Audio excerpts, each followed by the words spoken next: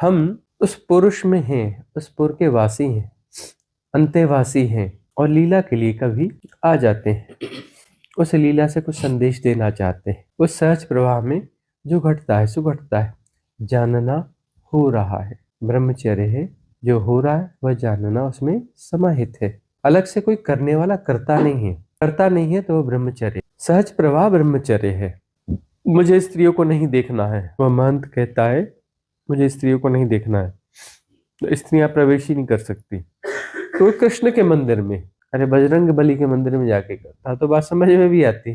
अब कृष्ण के मंदिर में तो गोपियां ही आएंगी ना, है ना, रास रचाया जाएगा ना, अंत वासी होकर आंतरिक गहराइयों में रास रचाया जाएगा ना। मतलब द्वैत जो है समायोजित होगा अद्वैत में, यही तो रास है ना। सारा रास और है क्या? द्वैत का समायोजन परिपूर्णता से हो जाए, अद्वैत घट जाए। अद्वैत ही तो ब्रह्मचर्य है ना, और कौन सा ब्रह्मचर्य है? उस अद्वैत में जो हो रहा है सो ठीक हो रहा है, उसमें राग द्वेष नहीं है।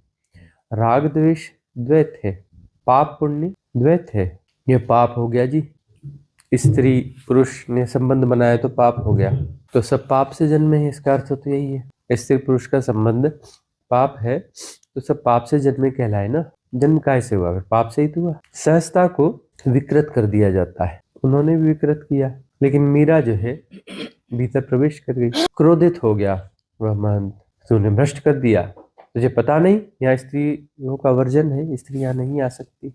मीरा चौंक गई, अच्छा स्त्रियां नहीं आ सकती यहाँ, कृष्ण के मंदिर में स्त्रियां नहीं आ सकती, तो कृष्ण के अलावा कोई और भी पुरुष है? तो साधना की एक ये जो परंपरा है, कृष्ण के मार्ग में बहुत सारी परंपराएं हैं साधना की, उसमें एक ये परंपरा है सखी संप्रदाय। वस्तु तो सखी संप्रदाय का जन्म वहां से हुआ कह सकते हैं, मीरा से। औपचारिक रूप से कहीं और हुआ हो, लेकिन मीरा से ही ठीक समझ में आता है। उसी प्रेरणा कहीं ना कहीं शामिल होगी सखी संप्रदाय कि पुरुष वह एक है, बाकी सब सखियां हैं। पुरुष वह एक है, बाकी सब सखियां हैं। जो पुर में वास करता है वह तो एक ही है ना, वह दो कैसे हो सकते हैं?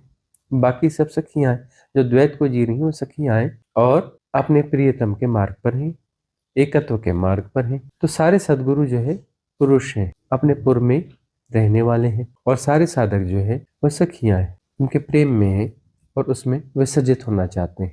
विसर्जन होने से उनका भी द्वैत मिट जाएगा, एक में जाकर के समाहित होकर के दो नहीं हो जाते, एक ही बचेगा।